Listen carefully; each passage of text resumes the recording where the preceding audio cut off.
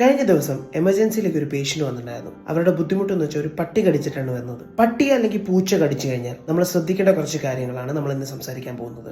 ഡയറീസിലേക്ക് എല്ലാവർക്കും സ്വാഗതം. ഞാൻ ഡോക്ടർ അജിത്ത്. ആദ്യം ചെയ്യേണ്ട കാര്യം എന്താണെന്ന് വെച്ചാൽ ഈ പട്ടി അല്ലെങ്കിൽ പൂച്ച കടിച്ച ഭാഗം അത് എവിടെയാണെന്ന് വെച്ചാൽ അത് നന്നായിട്ട് സോപ്പ് ഇട്ട് 10 തൊട്ട് 15 മിനിറ്റ് വരെ കഴുകണം. നന്നായിട്ട് ആ മുറിവിന്റെ അകത്തേക്കും സോപ്പ് ഇടണം. കാരണം പട്ടിയുടെയും പൂച്ചയുടെയും സലൈവയില് ആണ് റാബിസ് എന്ന വൈറസ് സ്പ്രെഡ് ചെയ്യാൻ സാധ്യതയുള്ളത്. അതുകൊണ്ട് തന്നെ ആ മുറിവ് നന്നായിട്ട് ക്ലീൻ ചെയ്യണം. രണ്ടാമത് ശ്രദ്ധിക്കേണ്ട കാര്യം എന്ന് വെച്ചാൽ അവിടുന്ന് ബ്ലഡ് ഒത്തിരി ഒഴുകുകയാണെങ്കിൽ നമ്മൾ നന്നായിട്ടൊരു തുണി വെച്ച് 5 മിനിറ്റോളം ആ മുറിവിൽ അമർത്തി പിടിക്കണം. ആ മുറിവിൽ നിന്ന് ബ്ലഡ് വരല് നിൽക്കണ അത്രത്തോളം അമർത്തി പിടിക്കുക.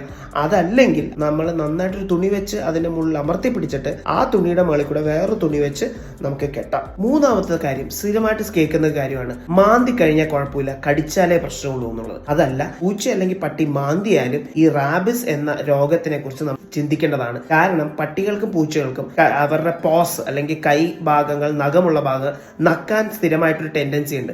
ആ നക്കിയ വിരൽ വെച്ചാണ് നമ്മളെ മാന്തിയിട്ടുണ്ടെങ്കിൽ അവിടെയും റാബിസ് സ്പ്രെഡ് ചെയ്യാനുള്ള സാധ്യതയുണ്ട്. ഇനി ഏറ്റവും ശ്രദ്ധിക്കേണ്ട കാര്യം, എപ്പോഴാണ് ഹോസ്പിറ്റലിൽ കൊണ്ടുപോകേണ്ടത്? ഒരു പട്ടി അല്ലെങ്കിൽ പൂച്ച കടിക്കുകയോ മാന്തുകയോ ചെയ്തിട്ടുണ്ടെങ്കിൽ അവിടെ ഒരു മുറിവ് ഉണ്ടായിട്ടുണ്ടെങ്കിൽ നമുക്ക് 3 പ്രശ്നങ്ങളാണ് ഉണ്ടാവാൻ സാധ്യതയുള്ളൂ. ഒന്ന്, അവിടെ നിന്ന് ഒരു ഇൻഫെക്ഷൻ വരാൻ സാധ്യതയുണ്ട്, അണുബാധ ഉണ്ടാകാൻ.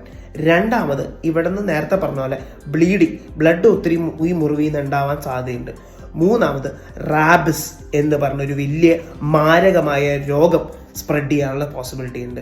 അതുകൊണ്ട് തന്നെ ഒരു പട്ടി അല്ലെങ്കിൽ പൂച്ച കടിച്ചിട്ടോ മാന്തിയിട്ടോ അവിടെ ഒരു മുറിവ് ഉണ്ടായിട്ടുണ്ടെങ്കിൽ, അവിടെ ഒരു സ്ക്രാച്ച് ഉണ്ടായിട്ടുണ്ടെങ്കിൽ എന്തായാലും ഹോസ്പിറ്റലിൽ കൊണ്ടുപോകണം.